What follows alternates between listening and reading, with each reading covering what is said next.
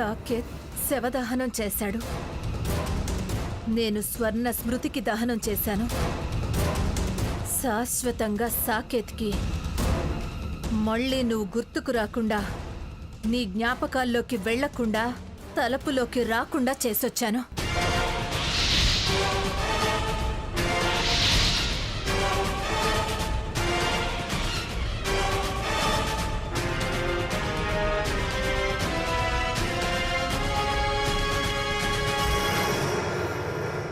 ఇదేంటి, నా డ్రెస్సులన్నీ ఏమైపోయాయి?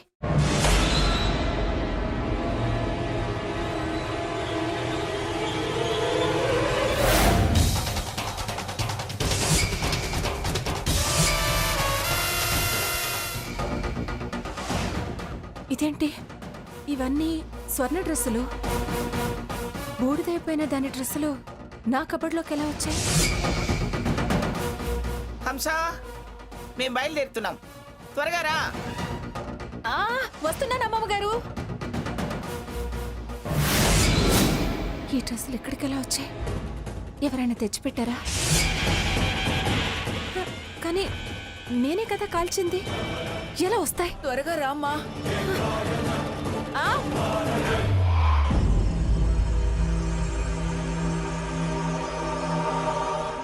హంస, త్వరగా రామ్మా. వస్తున్నాను.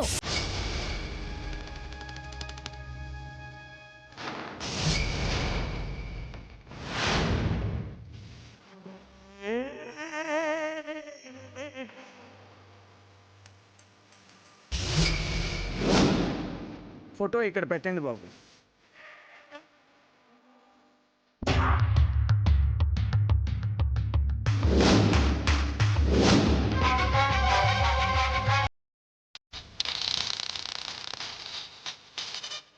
బాబు, ఫోటోకి బొట్టు పెట్టు.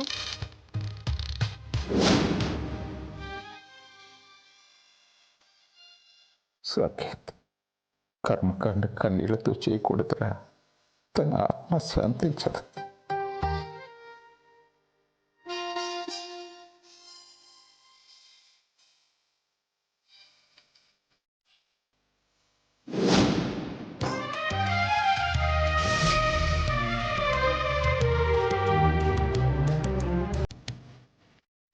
నాకు చాలా నచ్చిన కలర్ బావా. నాకు ఈ కలర్ అంటే చాలా ఇష్టం.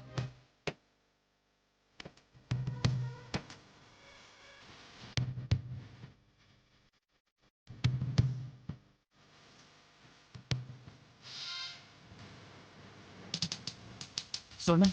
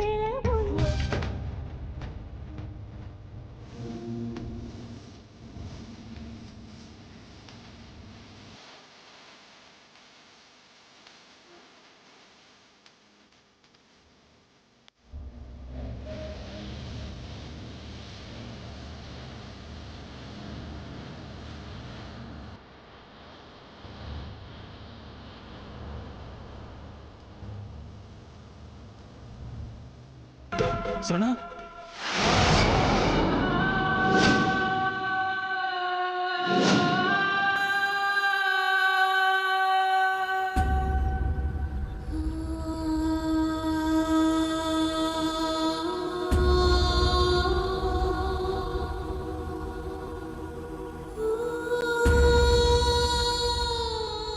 నువ్వా? స్వర్ణ అనుకున్నాను. నువ్వెందుకు స్వర్ణ డ్రెస్ వేసుకొచ్చావు? అది అది అది అడిగిన దానికి సూటిగా సమాధానం చెప్పు. అది అని నసుగుతావే. దాని బట్టలు నువ్వెందుకు వేసుకొచ్చావు? వాళ్ళు అడుగుతుంటే సమాధానం చెప్పవే. తప్పుగా అనుకోకండి. మీ అందరికీ స్వర్ణ మీద ఎంత ప్రేముందో నాకు తెలుసు. తను మన మధ్య లేదని ఎంత బాధపడుతున్నారో, ఎంత కుమిలిపోతున్నారో కూడా నాకు తెలుసు.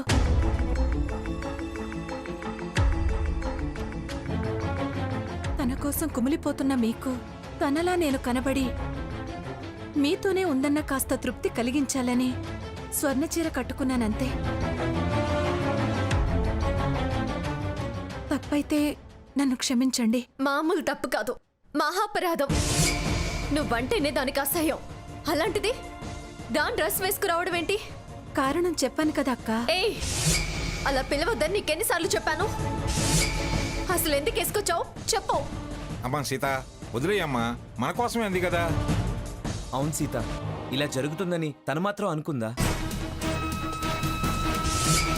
సఖి వెళ్ళు, అతంతు కాని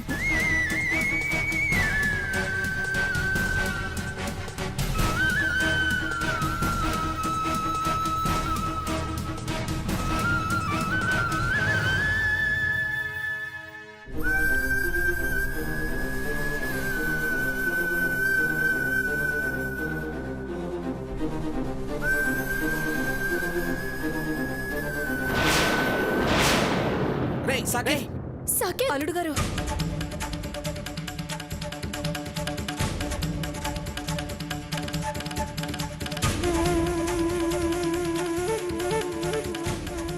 కూర్చో బాబు. కూర్చో.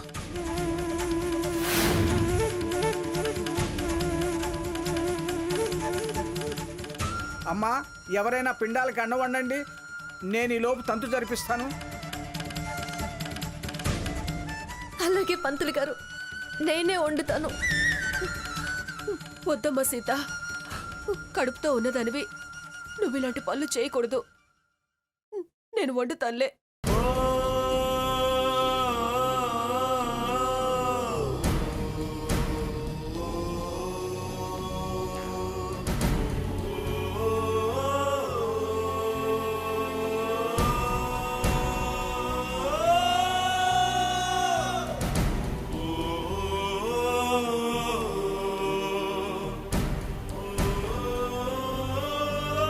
అమ్మా, పిండాలు త్వరగా తీసుకురండి.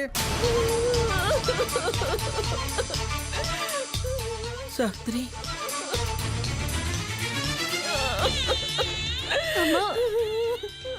ఏమిటి సావిత్రి? నా వల్ల కావటం లేదు పిండి గారు.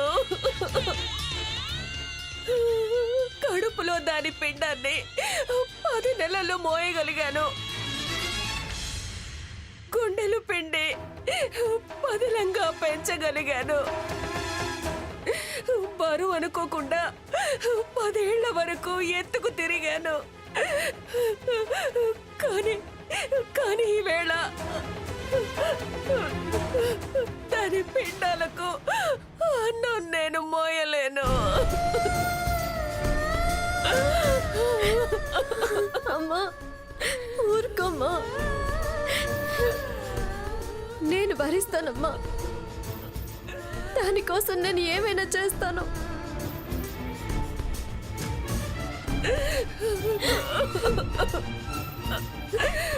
సీత, ఆగు సీత. కడుపులో బిడ్డను పెట్టుకుని పిండాలు తేకూడదమ్మా. నేను తీసుకెళ్తానులే అమ్మమ్మ. పెళ్లి కావాల్సిందానివి నువ్వు తీసుకెళ్ళవేంటి? స్వర్ణక్క స్వర్గానికి వెళ్ళింది, దైవంగా మారిపోయింది. దైవ కార్యం అనుకుంటాను. పుణ్యమే కానీ పాపమేం కాదుగా.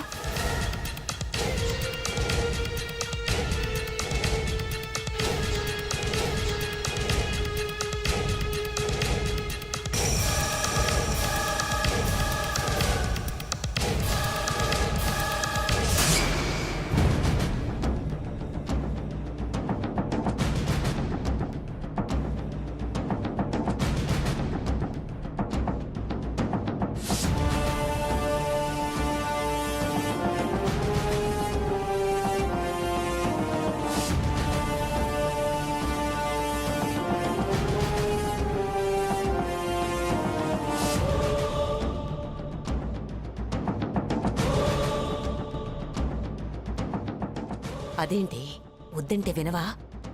దగ్గరవ్వాలంటే ఏ కాని పనైనా చేయాలి. చీకట్లో చేసిన పాపం కాస్తైనా తగ్గుతుంది.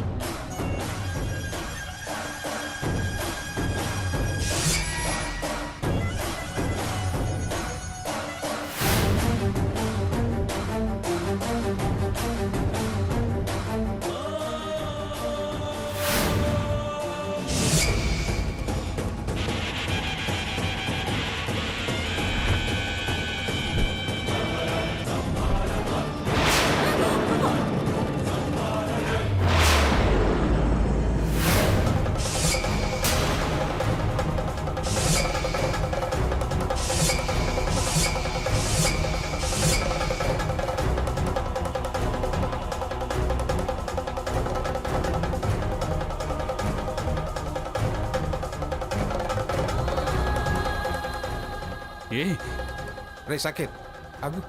ఏ విస్తరి కూడా మోయలేకపోయావా? చేతులు చచ్చుబడిపోయాయా? పిండాలు పిసికేసావు కదే పాపిష్టిదానా. అది శాంతి కొరవడిపోయింది. నువ్వు దాని ఆత్మశాంతి కూడా లేకుండా చేశావు. ఎందుకేనా నేను తెస్తానని పరిగెత్తావు? ఇప్పుడు నీ కళ్ళు చల్లబడ్డాయా? మనిషి పోయిందనే సానుభూతి కూడా లేదు నీకు. ఎవరో గబాల్లో తోసినట్టయింది. నీ బొంద అయింది. ఆవిడ తప్ప ఎవరున్నారని వెనక? అంటే నేను తోసానా నీ ఉద్దేశం? తోసిన తోసే రకానివి నువ్వు. ఛ! అంత రసవస చేసావు కదే. అసలు నిన్ను మంగా నువ్వు ఆగు. మౌనంగా ఉండాల్సిన సమయంలో ఈ అరుపులు కేకలు ఎందుకు? పంతులు గారు ఇప్పుడు ఏం చేయాలి? ఇంక చేసేదే ఉంది, మళ్ళీ వంట చేయడమే. అవసరం లేదమ్మా. ప్రత్యామ్నాయంగా బియ్యం పిండితో పిండాలు చేయొచ్చు.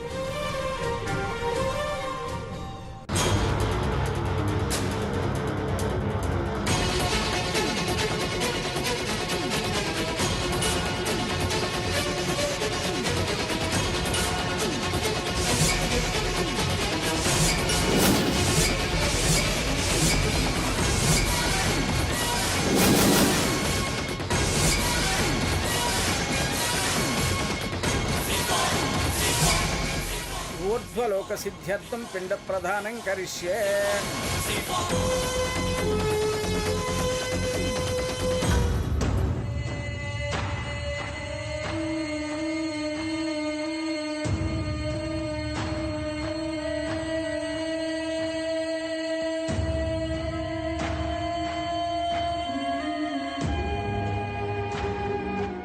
నిజం చెప్పు, నువ్వే కదా నన్ను నెట్టేసింది. ఇదిగో పిల్ల, నేను నువ్వు ఒకటేగా. మన మధ్య ఒక ఒప్పందం ఉంది, మర్చిపోయావా? నిజంగా నీకేం తెలీదా? ప్రామిస్, సరేనా?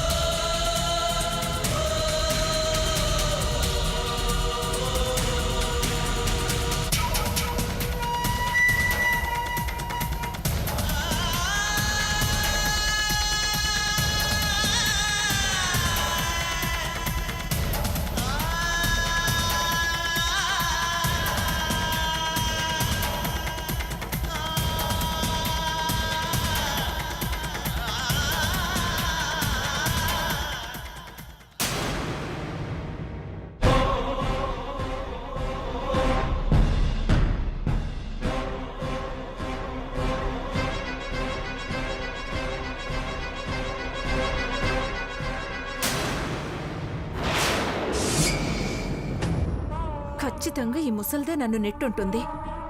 ఏమీ తెలియనట్టు ఫోర్స్ కొడుతోంది. నాతో ఫ్రెండ్లీగా ఉంటూనే నన్ను బ్యాట్ చేయాలని చూస్తున్నట్టుంది.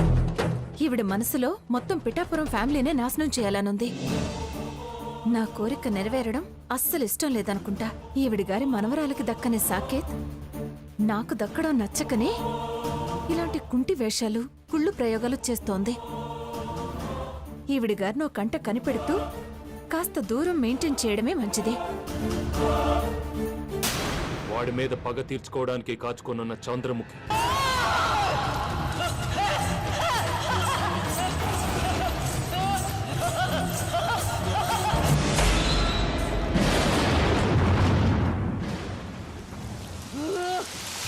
వద్దు.